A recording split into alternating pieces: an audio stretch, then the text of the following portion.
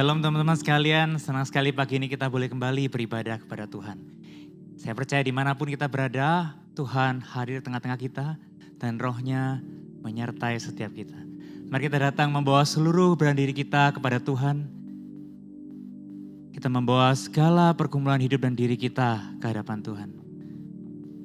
Di dalam ibadah ini Tuhanlah yang mengundang kita dan Ia hadir bersama-sama dengan kita. Ibadah ini kita mulaikan di dalam nama Allah Tritunggal. Allah Bapa, pencipta alam semesta, pencipta setiap kita, Allah Putra, yang berkorban di atas Kalvari menebus hidupmu dan hidupku. Dan Allah Roh Kudus yang menyertai setiap detik hidup kita. Dalam nama Allah Tritunggal itu, kita datang dan kita mulaikan ibadah pada pagi hari ini. Amin. Shalom saudara, selamat pagi dimanapun kalian berada saat ini, baik di rumah ataupun dimanapun. Sungguh puji Tuhan sekali ya, pada hari ini kita bisa ibadah sekali lagi bertemu dengan Tuhan. Mari kita mau serukan namanya Tuhan yang maha besar, maha kuasa, Raja di atas segala raja.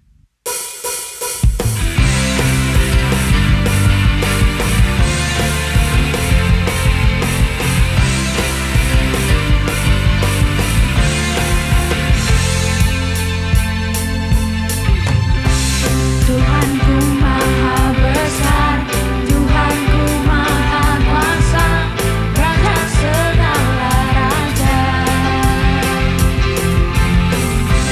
Dia takkan tergoyah.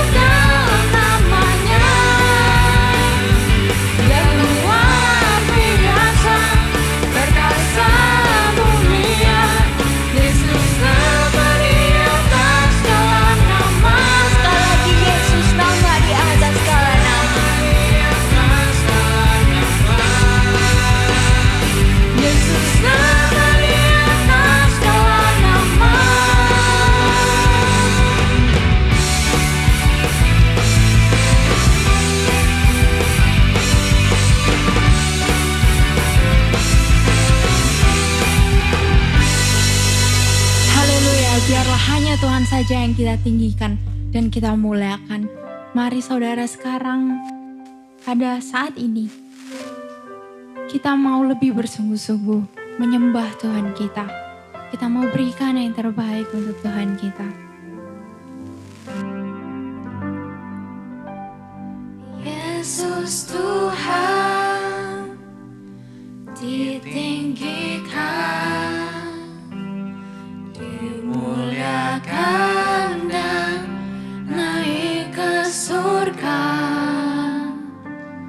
Dia berikan Roh Kudus-Nya, menguatkan dan menolong selalu. Sungguh ku rindu bersekutu denganmu selamanya.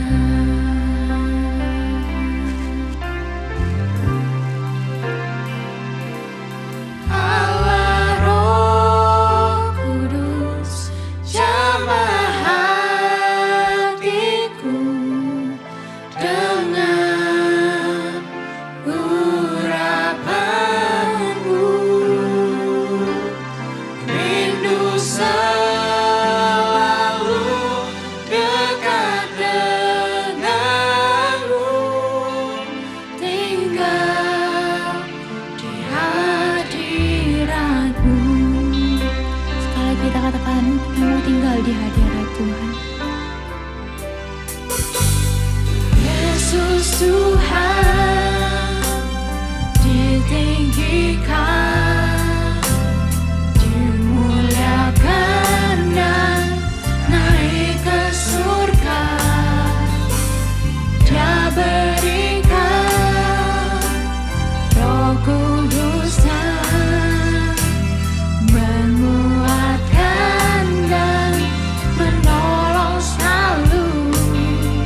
Sungguh ku rindu bersekutu denganmu selamanya. Allah Roh Kudus, Allah Roh Kudus, jamah hatiku dengan urapanmu. Rindu selalu dekat denganmu, tinggal di hadiratmu. Katakan Allah Roh Kudus, Allah Roh Kudus, jamah hatiku dengan urapanmu.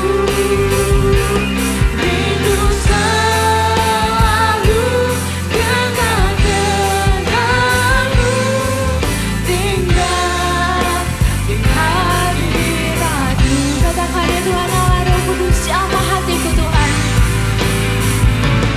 Allah Roh Kudus, jamah hatiku dengan urapanmu. Rindu selalu dekat denganmu, tinggal di hadiratmu. Rindu selalu ya Tuhan, rindu selalu dekat denganmu, tinggal di hadiratmu. Ya Tuhan, saat ini kami datang di hadirat-Mu, merendahkan hati kami, merendahkan diri kami. Kami ingin berdoa ya Tuhan untuk dunia ini. Tuhan, biarlah Engkau yang sertai setiap umat-Mu. Biarlah Engkau sertai agar setiap negara ya Tuhan bisa saling mengasihi satu sama lain. Bisa tinggal dalam damai dan kasih sukacita terhadap sesama. Sehingga antara satu negara dan yang lainnya tidak ada perselisihan. Tidak ada masalah ya Tuhan. Dan biarlah semua bisa damai, tidak ada peperangan satu sama lain. Biarlah Engkau yang satukan kami semua umat-Mu di dalam kasih-Mu. Dan juga biarlah Engkau yang sertai ya Tuhan. Dunia ini yang sedang dilanda oleh pandemi COVID ya Tuhan. Biarlah Engkau yang kuatkan setiap orang yang terkena penyakit ini. Engkau yang sembuhkan mereka. Engkau yang beri kekuatan terhadap orang-orang yang bekerja di tenaga medis. Engkau yang beri mereka perlindungan, Engkau yang bantu mereka untuk menyembuhkan orang yang sedang sakit. Engkau juga yang sertai ya Tuhan setiap pemerintahan. Setiap orang-orang yang bekerja dalam pemerintahan, Engkau yang beri hikmat dan kebijaksanaan untuk mengatur negaranya masing-masing. Biarlah dunia ini bisa menjadi sesuai dengan kehendak-Mu. Tuhan, kami juga ingin berdoa untuk setiap jemaat, untuk setiap anak-anak-Mu. Engkau yang tahu Tuhan setiap masing-masing kami. Engkau yang tahu Tuhan seluruh pergumulan kami. Engkau yang tahu masalah keluarga kami. Engkau yang tahu masalah ekonomi kami, pekerjaan, studi, dan lain sebagainya Tuhan. Engkau yang tahu apa yang kami butuhkan. Dan kami percaya itu ya Tuhan. Tapi tolong ya Tuhan, ajarlah kami untuk mengerti. Ajarlah kami untuk selalu percaya Tuhan kepada rancangan-Mu. Ajarlah kami untuk selalu percaya. Bukan hanya dengan melihat kehidupan kami yang selalu stabil. Melainkan kami selalu percaya kepada-Mu. Walaupun Engkau goncangkan segala keadaan dalam kehidupan kami tetap akan percaya kepadamu. Karena hanya Engkaulah Tuhan, sumber pengharapan dan kekuatan kami, batu karang yang teguh. Terima kasih ya Bapa. Biarlah hanya nama-Mu yang kami tinggikan selalu ya Tuhan.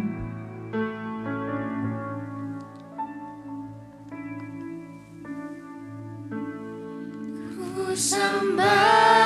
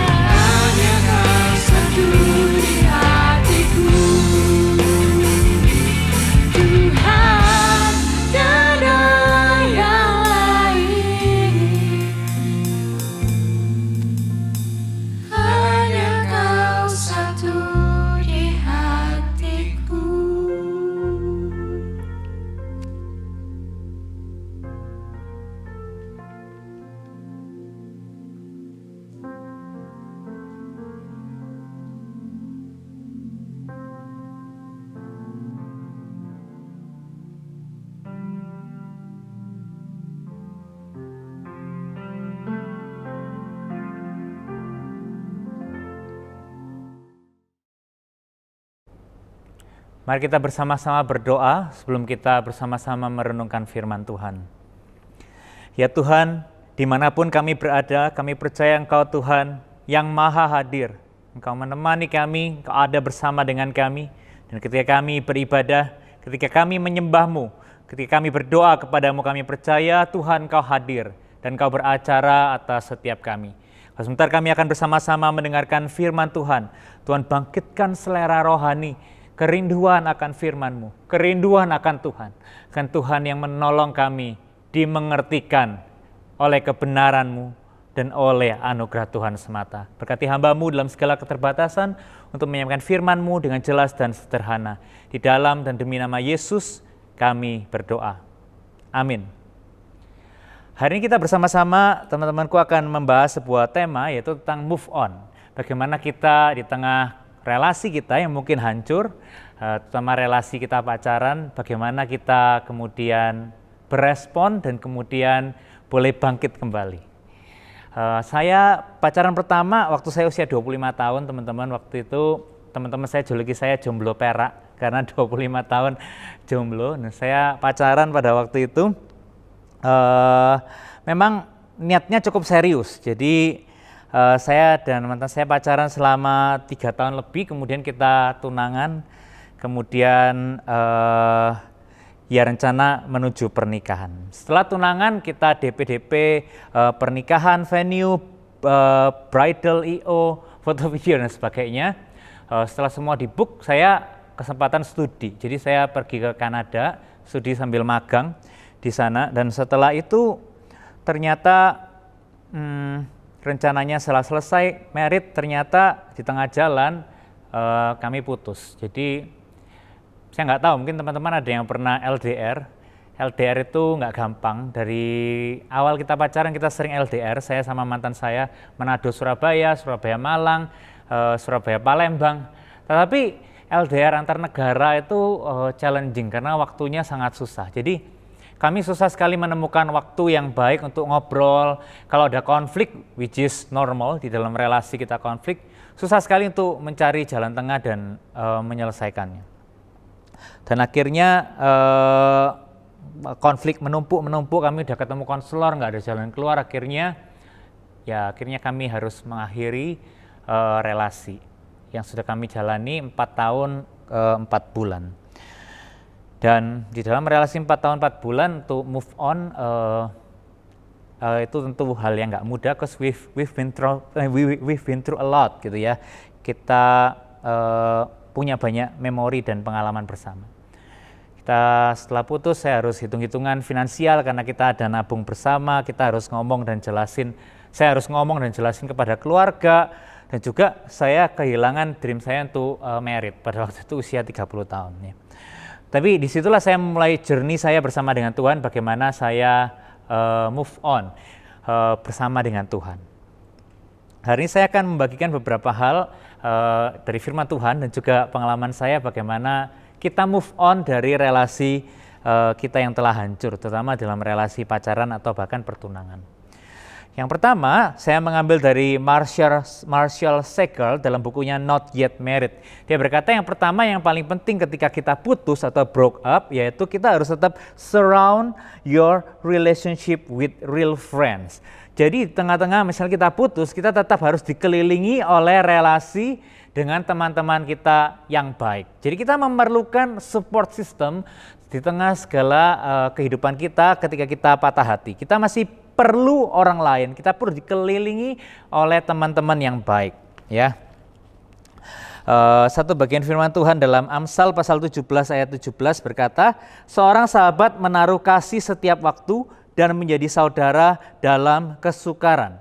Sahabat seperti itu yang kita perlu, bukan hanya sahabat yang hanya hang out sama kita waktu kita happy-happy saja, tetapi sahabat yang benar-benar bisa ada ketika bahkan kita mengalami kesulitan. Ya, Marshall Segal berkata bahwa we don't need just friends, we need real friends who know us well enough and who are regularly and actively intervened in our relationship. Kita membutuhkan teman yang sejati, teman yang memang sehari-hari bisa support kita, sehari-hari mengenal kita, bahkan bisa menolong kita di masa-masa yang sukar. Memang normalnya pada waktu kita sedih, ketika kita broke up, tentunya kita pengen menyendiri, rasanya pengen di rumah, jangan nyendiri di kamar, kunci pintu, mau ngapa-ngapain males. Nah, itu sesuatu yang biasanya umum gitu ya. Tetapi Kita perlu berusaha untuk kita tidak mengisolasi diri, tapi belajar untuk sharing kepada orang lain. Satu hari setelah saya putus, waktu itu saya masih di Kanada, satu orang teman saya ngajak saya untuk hiking. Jadi kita hiking sama-sama, beberapa teman, waktu itu juga saya magang di kantor, saya sama teman-teman kantor. Setelah itu pulang, saya disuruh nonton Star Wars. Karena ternyata Star Wars di sana hype banget, saya nggak pernah nonton. Dan ini nonton yang episode 4, 5, 6, yang kayak episode lama banget gitu. Jadi binge watching tapi sama temen. Jadi saya merasa waktu itu cukup tertolong, dan kemudian setelah kita mulai besoknya udah mulai beberapa hari kemudian udah mulai kerja, saya selalu dikelilingi oleh sahabat-sahabat yang baik yang bisa mendoakan saya, yang bisa menemani saya, yang bisa menanyakan kondisi hati saya. Dan itulah sahabat yang saya perlu, seperti yang Amsal katakan, sahabat yang sejati menaruh kasih di setiap waktu. Bukan hanya waktu kita happy, tetapi kita memerlukan sahabat yang sungguh-sungguh real, yang mau sama-sama kita ketika kita di dalam keterpurukan dan di dalam pergumulan. Itu yang pertama, jangan kita mengisolasi diri, tetapi tetap kelilingi kita dengan teman-teman yang baik, yang bisa jadi support system kita. Ya, hal yang kedua adalah ambil waktu untuk bersyukur, give thanks. Ya, 1 Tesalonika 5 ayat 8 berkata, mengucap syukurlah dalam segala hal, sebab itulah yang dikehendaki Allah di dalam Kristus Yesus bagi kamu. Setiap relasi pasti ada yang bisa kita syukuri. Nggak mungkin satu relasi itu semuanya negatif gitu. Pasti ada hal-hal yang kita bisa belajar, kita dibentuk, kita bisa menjadi better person, ya, seperti lagunya Thank You Next, ya, I'm so grateful for my ex gitu. Jadi karena dalam setiap relasinya dia belajar banyak hal, dan saya kira dalam setiap relasi bahkan yang sulit sekalipun kita dibentuk dan ada sesuatu yang kita bisa syukuri. Bisa kita ambil jurnal kita bisa ambil, kita tuliskan apa yang bisa kita syukuri. Misalnya saya, kalau teman-teman kuliah saya ditanya impresinya tentang saya, dulu saya itu orangnya nggak suka balas teks. Jadi benar-benar kalau teman saya SMS atau WhatsApp gitu, saya balasnya kayak malamnya gitu, atau bahkan besoknya. Jadi mereka sering kayak frustrasi kalau mau kontak saya karena saya cuek gitu. Saya nggak terlalu attached sama HP saya, which is good, which is not good, ya kan. Nah, dalam relasi saya dengan mantan saya belajar untuk ngecekin HP, ya kan, karena kalau nggak dibalas kan dia marah gitu. Tapi saya belajar juga untuk memperlakukan orang dengan baik ketika mereka khawatir, ketika mereka concern, ketika mereka bingung. Saya belajar hari ini menjadi orang yang lebih responsif, membalas teks, dan juga kemudian kalaupun nggak sempat, saya belajar untuk bilang, sorry aku lagi sibuk, nanti tak balas ya, tapi I'm sorry for the delay gitu. Jadi itu hal yang saya belajar berkomunikasi dengan lebih baik, saya juga belajar mendengarkan dengan baik, dan saya belajar untuk memiliki skill komunikasi yang lebih baik yang menolong saya di dalam relasi-relasi saya hari ini. Saya juga belajar bagaimana menyelesaikan konflik, karena konflik itu sesuatu yang wajar dalam relasi, tapi kita belajar menyelesaikan itu harus terus dilatih. Nah, saya belajar menyelesaikan konflik di dalam relasi saya sebelumnya satu persatu. Kadang nggak mudah, tapi itu suatu pembelajaran yang saya bisa syukuri. Saya ambil waktu untuk saya tuliskan, saya bersyukur, saya jadi orang yang lebih baik dalam komunikasi. Saya belajar untuk solve the conflict, dan itu menjadikan saya menjadi pribadi yang lebih baik. Ambil waktu teman-teman untuk mensyukuri.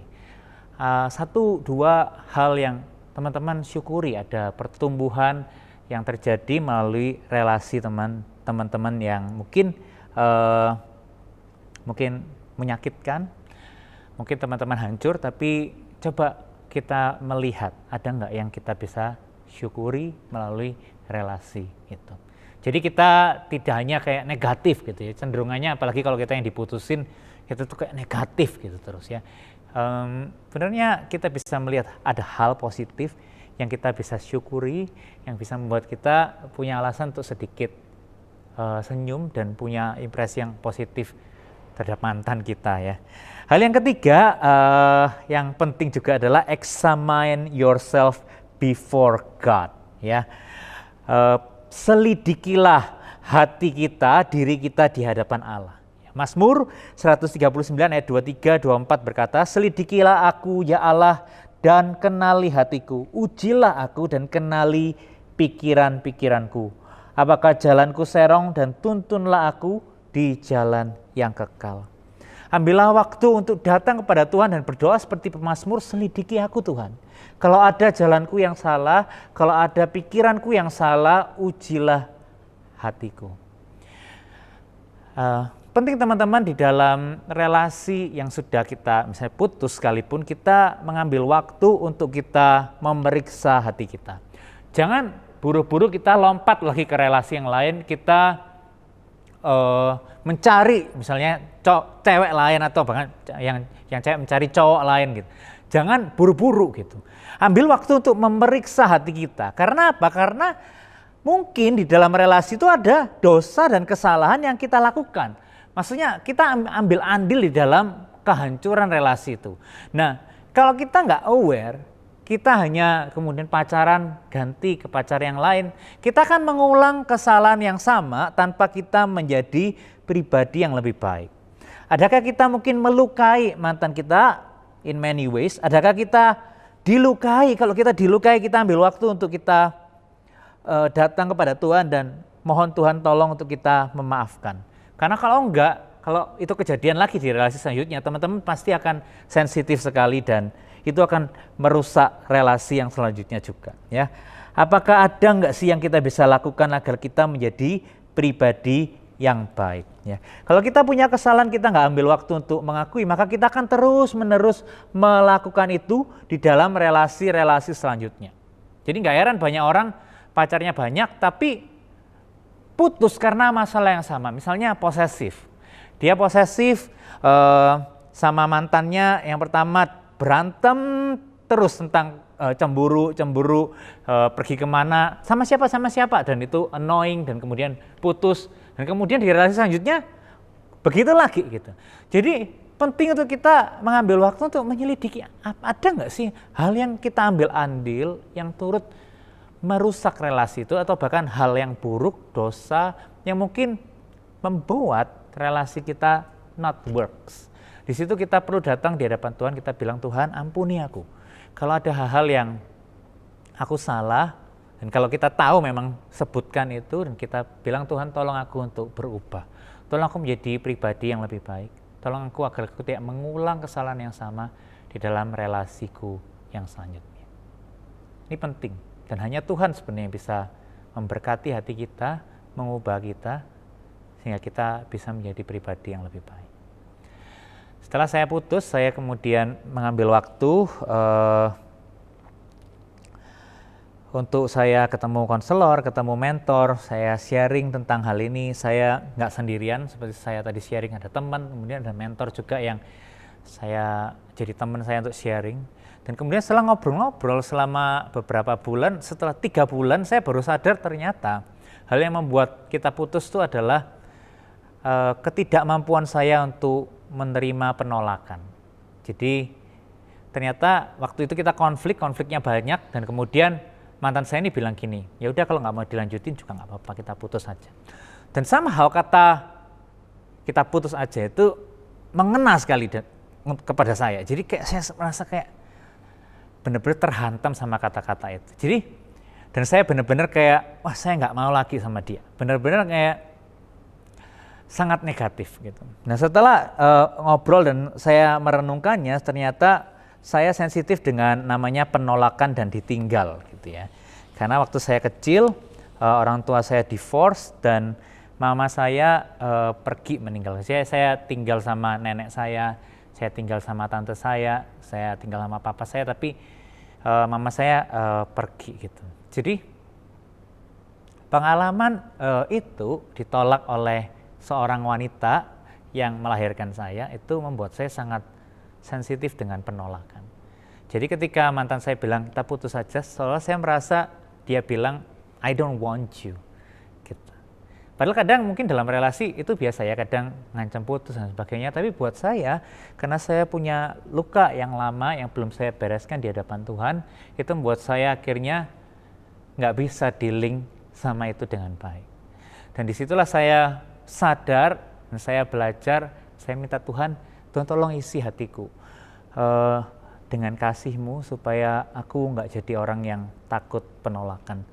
Agar dalam relasi saya bisa dilukai, saya bisa melukai, tapi ketika saya dilukai saya nggak lari go away from that relationship, tapi saya belajar untuk memaafkan. Ya, disitulah momen saya belajar minta sama Tuhan agar Tuhan yang menolong saya, ya, mengingatkan saya bahwa ada satu pribadi yang nggak akan pernah meninggalkan saya, yaitu pribadi Yesus Kristus yang mengasihi saya, yang berkorban di atas Kalvari untuk saya, yang terus mengasihi saya tengah kegagalan saya, sehingga ketika orang lain pun mungkin menolak saya, I'm okay, karena ada Tuhan yang always be there for me. Setelah saya belajar untuk memiliki citra diri yang lebih baik, saya belajar untuk mengalami kasih Allah dengan lebih lagi, itu menolong saya untuk berelasi dengan lebih sehat dengan orang lain, dengan istri saya hari ini bahkan. Jadi sekarang waktu saya sukar mengasihi teman-teman, saya belajar datang sama Tuhan. Saya bilang, Tuhan, aku nggak bisa mengasihi. Kalau bukan Tuhan yang mencurahkan kasih itu limpah dalam hatiku, sehingga aku belajar, aku bisa mengasihi, mengampuni pasanganku, orang-orang sekitarku. Teman-teman, break up it sucks. Ya, putus itu bukan hal yang mudah. Tapi mari kita belajar datang sama Tuhan, melihat Tuhan, bahwa kita bisa mengasihi sesama, kita bisa dekat dengan sesama, kita bisa bahkan menjadi pribadi yang lebih baik melalui peristiwa mungkin sucks ini. Mari kita belajar untuk di tengah, mungkin kita ada yang putus, teman-teman pernah putus atau belum bisa move on. Kita belajar untuk melihat ini adalah satu kesempatan di mana kita boleh datang lebih dekat sama sesama kita. Surround ourselves with our friends, real friends. Teman-teman yang sejati, yang gak meninggalkan kita. Yang teman palsu pasti udah gak mau dengerin kita ketika kita hancur, kan. Tapi di situ kita melihat ini sebagai waktu bukan kita mengisolasi diri, tapi kita mendekatkan diri dengan sesama. Dan kita mendekatkan diri dengan Tuhan.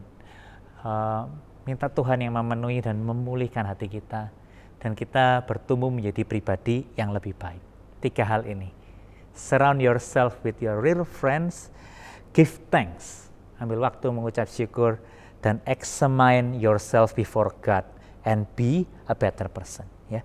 Kiranya Tuhan menolong kita agar kita boleh bukan hanya move on dari masa lalu atau relasi kita, but we can also move forward to be a better person, to glorify our God. Kiranya Tuhan memberkati setiap kita. Amin. Mari kita berdoa.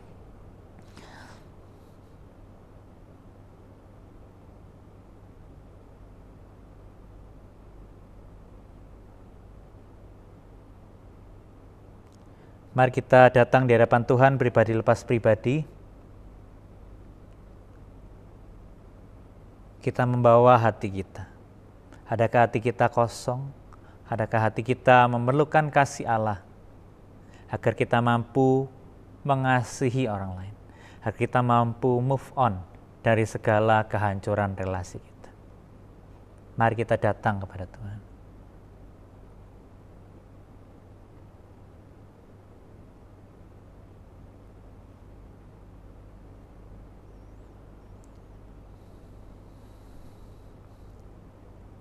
Kasih-Mu lebih dari mentari yang tak pernah berhenti memancarkan sinarnya. Cinta-Mu lebih dari samudra, tenggelamku di dalam kesetiaan-Mu Tuhan. Terima kasih atas cinta-Mu. Ya Tuhan, di tengah segala kehancuran kami datang kepadamu Tuhan Sang Sumber segala kasih, yang memiliki kasih yang lebih luas dari samudra, lebih tinggi dari langit, memiliki kasih yang berlimpah yang Kau telah buktikan di atas Kalvari. Kami tahu nggak ada orang yang sempurna, di dalam ketidaksempurnaan dengan kejatuhan di dalam dosa kami saling melukai, dan kami pun dilukai. Ajar kami untuk melihat mereka dan belajar untuk mengampuni mereka. Tuhan, penuhi hati kami dengan kasih-Mu, agar kami sanggup melakukan semuanya itu. Karena kecondongan hati kami adalah mendendam, marah, kecewa. Kiranya tangan-Mu Tuhan, Kau tumpangkan atas setiap kami di tengah segala kehancuran relasi kami. Baik relasi kami dengan mantan kami maupun relasi kami dengan orang-orang terdekat kami. Kiranya tangan-Mu Tuhan boleh memulihkan hati kami, membangun hati kami yang hancur menjadi utuh, dan kami boleh mengasihi Tuhan dan sesama dengan lebih baik. Tuhan berkati setiap kami. Tolong kami bertumbuh menjadi pribadi yang lebih baik, lebih dewasa, dan memuliakan Engkau setiap hari. Ini doa dan seru kami yang kami bawa di dalam nama Tuhan Yesus, Juru Selamat yang mengasihi kami. Amin.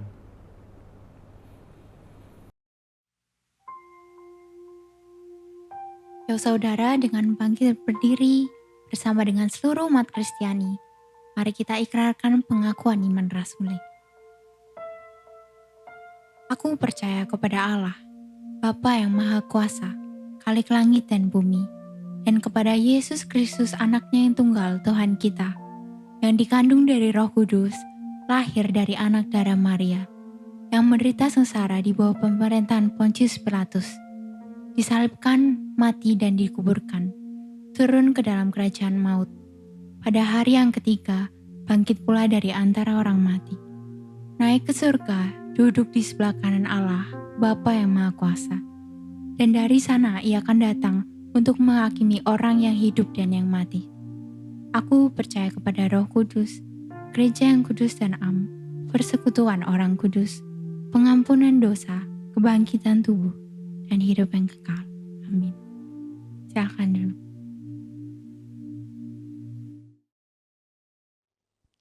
Kita bersyukur untuk ibadah yang telah kita lakukan bersama-sama.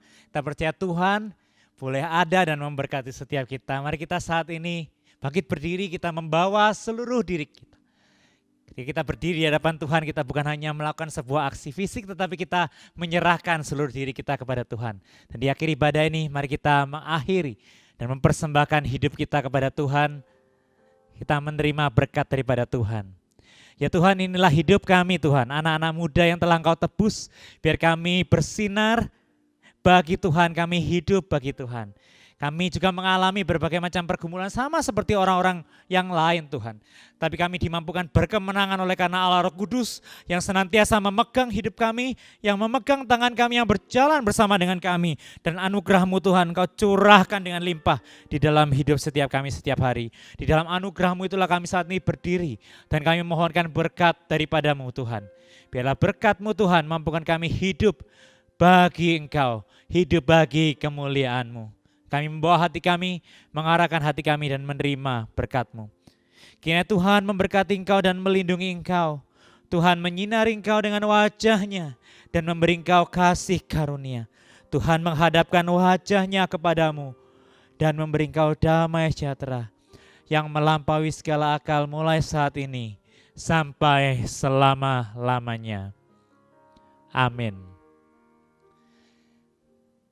Demikianlah ibadah kita hari ini. Tuhan Yesus memberkati kita sekalian, hiduplah bagi kemuliaan Tuhan.